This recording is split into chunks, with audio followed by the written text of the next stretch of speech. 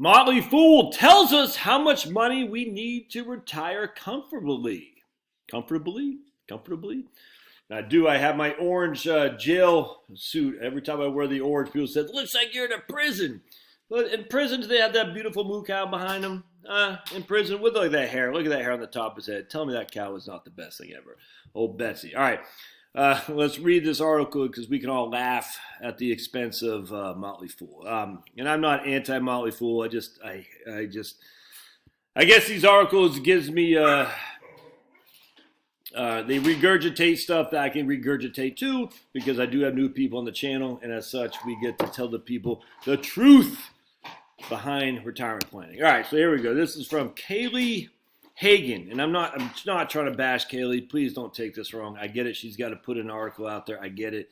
There's just so much fallacies in here. Let's see what her bio is. Look, and I've been writing about personal finance since 2013. She does her best to keep it interesting and jumps at any opportunity to learn something new. All right. I know this is going to sound like a bash this lady. I'm not. Because there's 1,000 million financial advisors who say the same damn thing. I hate it. But she does do something right, but then she stops. All right. So let's, Finn, would you? This dog is crazy. It's like a mini horse, this guy. How much do you need to comfortably retire? Do you need $1 million, $2 million, more?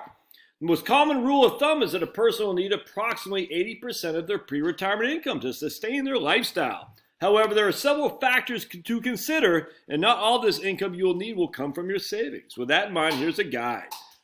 One important note is that when it comes to determining your retirement number, is that it isn't about deciding on a certain amount of savings, but for example, the most common retirement goal among Americans is $1 million. But this is faulty. The most important factor is to determine how much you need in retirement. That's where she gets it right. So she's saying income, I would say expenses, but she's spot on. How much will you need to retire? All right.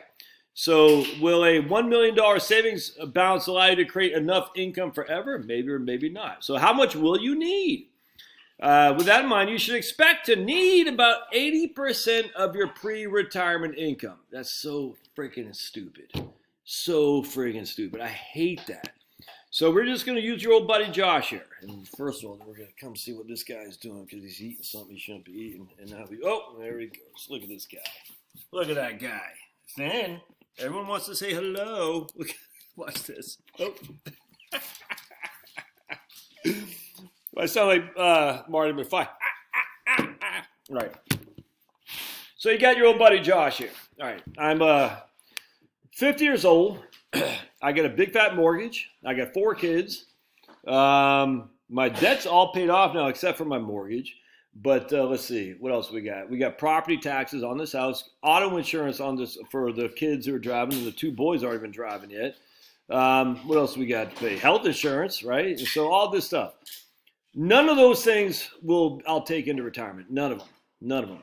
So if I'm 50 years old and I'm planning on 80% of my current income, but just for simplicity, say it's $100,000, and I need $80,000 a year, none of that will go into retirement. I don't contribute to a 401k, but I do contribute to investing. That won't go in there. I do pay FICA taxes. That won't go in there. Income taxes, the whole thing, that won't go in there. Instead, what's going to happen is I'm going to reduce my mortgage because I will have none. I'll reduce my property taxes because I will move I'll get the hell out of Fulton County, Georgia, as you should do. I won't have the same auto expenses simply because we won't have 4 kids on auto insurance, and my insurance rates are through the roof right now. Our health care will be a whole hell of a lot different than it is now. And the irony of it all, I just talked to a guy today. He's a right-winger just like I am, and he lives in Texas. He's paying, I think he said $50 a month between he and his wife on Obamacare. So who knows? Potentially, my health care expenses will go down under Obamacare because he keeps his income threshold below $68,000 so he can qualify for subsidies. Anyway, so your retirement, Josh, is going to be different than my working Josh, not just in terms of older and whatnot, but from an expenditure perspective. So then you got to calculate how much do you need in expenditures. And the guys just talked to, we said, $10,000 a year. I think it was $10,000 a year in travel, right? But he's got no debt, man. None. None. Everything he has, he's already paid for. It's all paid for. So you say, all right, $10,000 a year in travel, maybe a little bit of gifting here and there. I mean, but that's a whole different ball game than your pre-retirement Josh. Hope that makes sense. So that's why I hate that, because it's completely foreign to reality. All right. The idea that once you retire, you'll be able to eliminate certain expenses. You'll no longer have to save for retirement. You might spend less on commuting expense and other expenses. Well, that's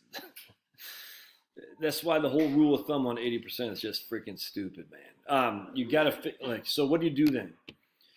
So let's just say I move to I don't know, freaking Tennessee. I buy a $300,000 home in Tennessee. All right, the property tax are $1,500 a year. We'll just use that for example. All right, so sales taxes in Tennessee is high, but we don't spend that much as it is, because once the kids are out of the house, it's just gonna be me and Shar. What are we gonna do? Freaking and the dogs. The dog food, we're just not going to spend that much. So our sales tax would be quite low. Property tax, quite low. No income tax in Tennessee. Healthcare costs, quite low. I'm trying to think what else the other, air condition, lower because we have a smaller house. Heating bill would be lower because we have a smaller house, if that makes sense. I can't even... I can't even imagine what else. I'm just, without even really going down the list, you're thinking, what else am I going to spend money on? The travel, maybe. I get you. But, that can be budgeted as part of the budget. But that's a separate expense from just saying 80% pre-retirement income. Hope that makes sense. All right. Let's see. If you plan to travel frequently in retirement, you may want to aim for 90 to 100%. That's freaking stupid, man. Let's say consider yourself the typical retiree. Between you and your spouse, you currently have an annual income of $120,000. Based on the 80% principal, you need about $96,000 a year in annual income, which is $8K a month. All right, so we're going to say you get Social Security for what do they say?